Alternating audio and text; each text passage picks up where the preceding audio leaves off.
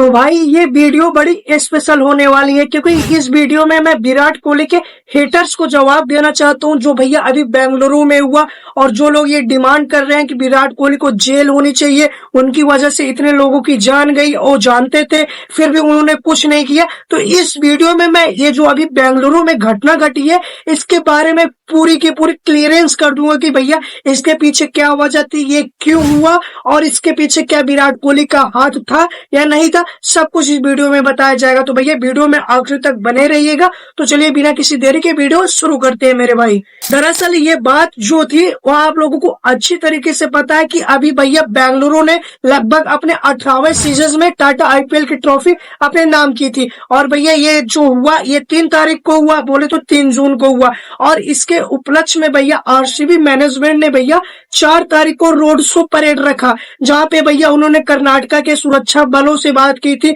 वहां के पुलिस कर्मियों से बात की थी कि भैया इस रोड से हम करना चाहते हैं और उसके लिए परमिशन भी ली थी। लेकिन दरअसल बात ये करूं तो भैया जो कर्नाटका पुलिस थी, अगर मैं बात करता हूं जो वहां के सुरक्षा बल थे या फिर जो भी बड़े पदाधिकारी थे, उन्होंने कहा था कि भैया आपको रोड शो करना है तो आप कर लीजिए, इसमें कोई दो राय नहीं है। लेकिन आपने अभी अभी कह लीजिए टूर्नामेंट जीता है और भैया आपका जो फैन बेस है उसमें काफी लोगों की भीड़ उमड़ेगी जिसको संभाल पाना मेरे लिए थोड़ा सा नामुमकिन से हो जाएगा। और ये बातें जब आरसीबी के मैनेजमेंट से बात की गई तो आरसीबी के मैनेजमेंट भी ये बातें मान चुके थे।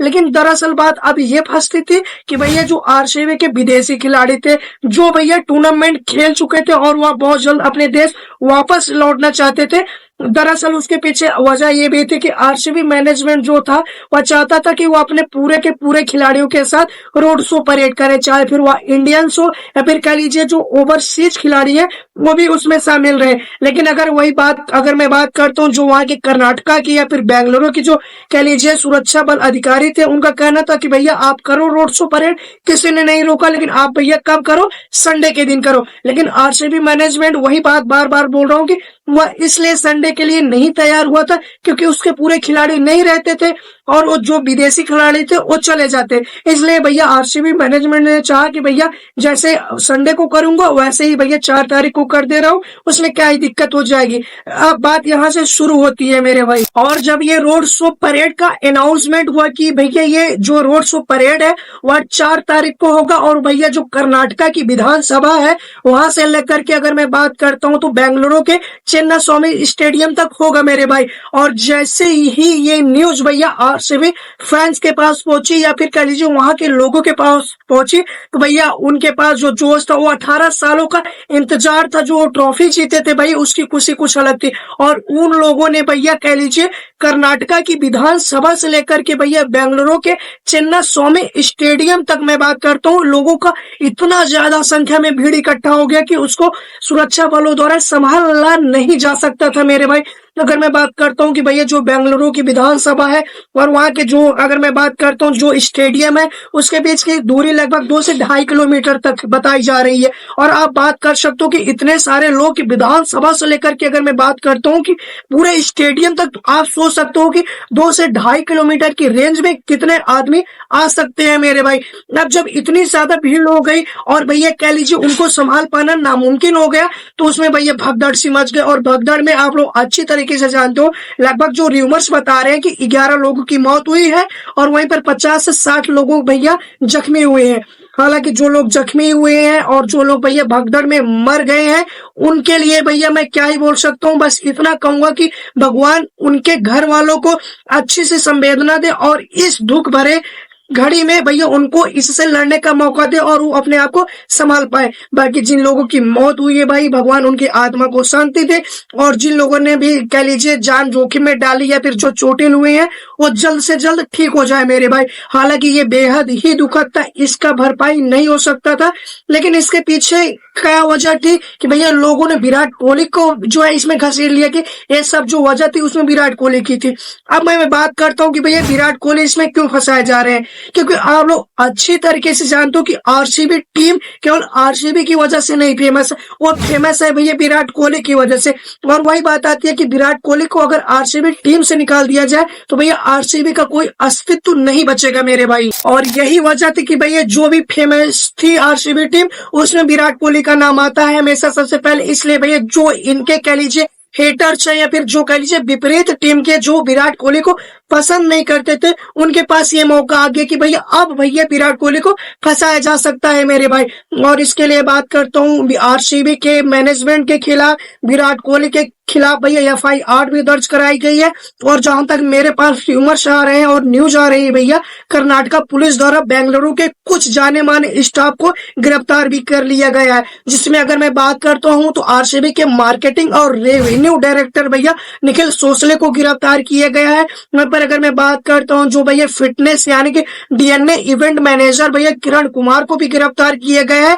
वहीं पर डीएनए के जो है को प्रेसिडेंट बोले तो सुनील मैथ्यू को भी गिरफ्तार किया गया है मेरे भाई। और यहाँ तक मैं बात बता रहा हूँ कि विराट कोहली के खिलाफ भी एफआईआर दर्ज कराई गई है।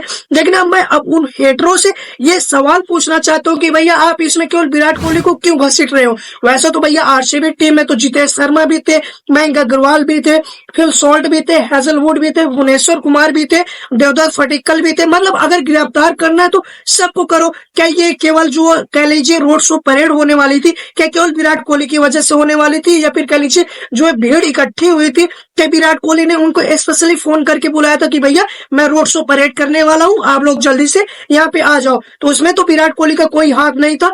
और हाथ था तो यार अब ये बातें कुछ लोगों को बहुत ज्यादा बुरी लगेंगी, क्योंकि यार देखो भीड़ जो होती है अगर उग्र रूप ले लेती है तो वो किसी की सुनती नहीं है, और फिर चाहे आप उनके कितने भी खास हो। और इसी वजह से आरसीबी का जो फैन बेस है और विराट कोहली का जो फैन बेस है उनको देखने के लिए इतने लोगों की भीड़ इकट्ठा हुई और सब लोग भैया करीब से देखना चाहते हैं, जिसमें अफरा तफरी मच गई और लोगों ने अपनी जान भी गंवा दी।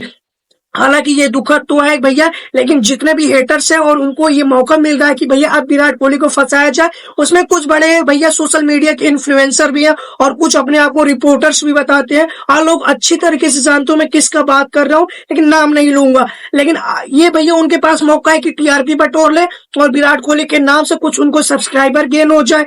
आप लोग समझदार हो ना, इतना समझते हो भाई। अब इसमें विराट कोहली का हाथ कहाँ पे है? वही मैं बार बार बोल रहा हूँ कि क्या विराट कोहली ने स्पेशली कॉल करके बुलाया था कि भैया आओ मैं यहाँ पे हूँ, आप आओ मेरे को देखो और भीड़ लगती है कुछ लोग मर जाओ? ऐसा तो नहीं था ना मेरे भाई।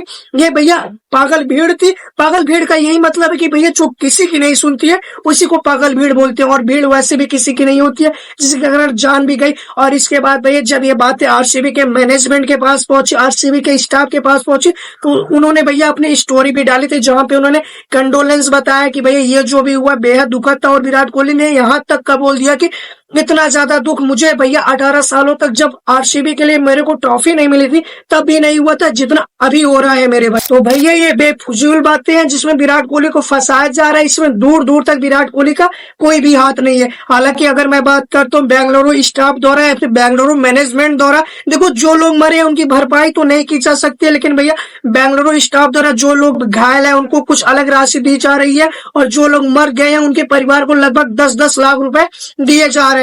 अब बात यही आती है कि आप पैसा दे रहे हो, क्या वो जान के बदले पैसा इंपॉर्टेंट है? नहीं है मेरे भाई, मैं भी समझता हूँ। लेकिन ना तो इसमें आरसीबी मैनेजमेंट की कोई गलती है, ना तो भैया कह लीजिए विराट कोहली की गलती है। हालांकि उनको नहीं पता था कि इतनी ज्यादा भीड़ इकट्ठा हो जाएगी, नहीं तो वो संडे के दिन ही कर लेते मेरे भाई। लेकिन अब जो है भाई विपक्षी पार्टी को मौका मिल गया है कि भैया आरसीबी को फंसाया जाए, विराट कोहली के नाम से फेम कमाया जाए, जो कि बिल्कुल गलत है। भाई विराट कोहली ऐसा बंदा है, और उसके इसके बारे में थोड़ी सी भी भनक होती तो भैया वो ऐसा बंदा है वो बिल्कुल परेड में शामिल ही ना होने देता। और विराट कोहली एक बार मना कर देता ना तो आरसीबी मैनेजमेंट वैसे भी ना करती मेरे भाई। ना लोग अच्छी तरीके से समझदार हो जहां तक मैं जानता हूं, तो इसमें भैया विराट कोहली की भी बिल्कुल हाथ नहीं है। और जो लोग ये बोल रहे हैं कि विराट कोहली ने ये सब किया, भैया वो उठ के मुंह मत लगो, क्योंकि वो लोग पागल हैं। और लोग तो कुछ भी बोलेंगे, क्योंकि उनकी जली है ना भैया 18 सालों के बाद आरसीबी ट्रॉफी जीती है, तो उनको भैया ट्रोल करने का मौका नहीं मिल रहा है। वो यही मौका है कि इसी बहाने कुछ कर ले। बाकी इसके पीछे भी एक रीजन मैं बता देता हूँ। देखो आरसीबी की कितना बड़ा फैन बेस है, आप लोग समझ सकते हो कि लगभग 2 से 2.5 किलोमीटर तक लोगों का जमावड़ा हो जाना, लगभग 50 से 60 लाख लोग इकट्ठा हो जाना, वो भी कर्नाटका जैसे छोटे से शहर में। तो आप लोग समझ सकते हो कि विराट कोहली का फैन बेस कितना है मेरे भाई। बाकी आप लोग इतना समझ गए हो कि इसमें विराट कोहली का हाथ नहीं है। बाकी जाते जाते मैं इतना भी कहूंगा कि भैया जो लोग अपनी जान गंवाए हैं या फिर जो लोग बुरी तरीके से जख्मी है, भगवान उनको जल्दी से जल्द ठीक कर दे और भगवान जो लोग मर गए हैं उनकी आत्मा को शांति दे। बाकी अब अगर ये वीडियो देख लिए हो तो भैया शेयर भी कर देना। जो लोग ये बातें बोल रहे हैं कि इसमें विराट कोहली का हाथ है, तो बिल्कुल नहीं है मेरे भाई।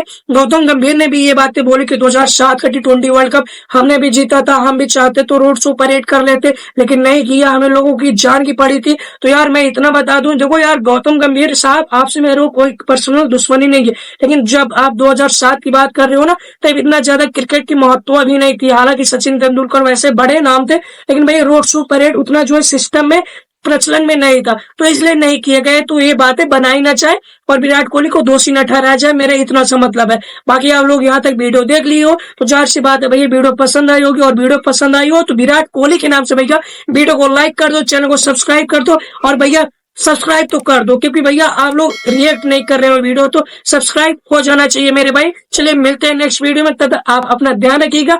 टाटा बाय बाय, जय हिंद।